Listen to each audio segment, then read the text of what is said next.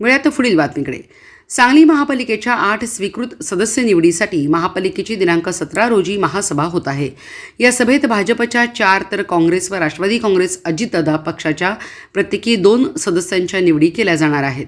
दरम्यान नगर सचिवांनी इच्छुक सदस्यांचे प्रस्ताव दिनांक 10 रोजीपर्यंत छाननीसाठी पाठवून द्यावेत असे पत्र भाजप, काँग्रेस व राष्ट्रवादी काँग्रेसच्या गटनेत्यांना दिले आहेत.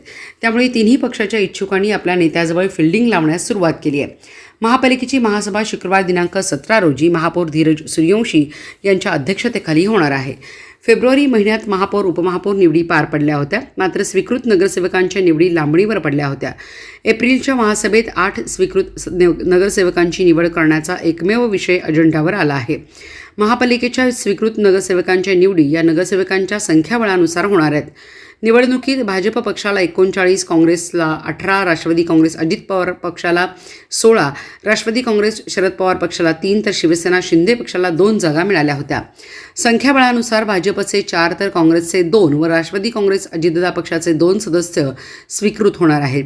या पार्श्वभूमीवर 8 जागांसाठी इच्छुक असलेल्यांच्या नावांची छाननी व पडताळणी करण्यासाठी कागदपत्रे प्रतिज्ञापत्रकासह शुक्रवार दिनांक 10 रोजीपर्यंत सादर करण्याबाबतचे पत्र नगरसचिवांनी भाजपचे गटनेते संदीप आवटी, काँग्रेसचे गटनेते मंगेश चव्हाण, राष्ट्रवादी काँग्रेस अजितदादा पक्षाचे गटनेते मैनुद्दीन बागवान यांना दिले आहे.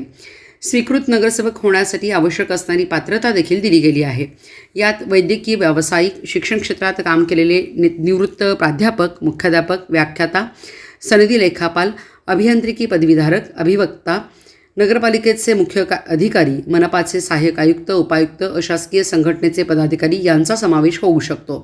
मात्र त्यांना किमान 5 वर्ष संबंधित क्षेत्रात काम केल्याचा अनुभव आवश्यक आहे. स्वीकृत सदस्यांच्या निवडी होणार असल्याने इच्छुकांनी आता फिल्डिंग लावण्यास सुरुवात केली आहे.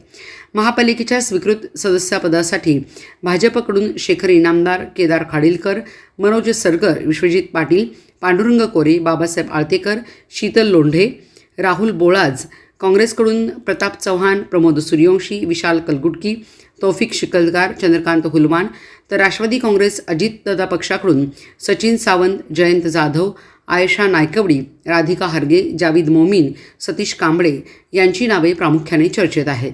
8 जागांसाठी 20हून अधिक इच्छुक आहेत.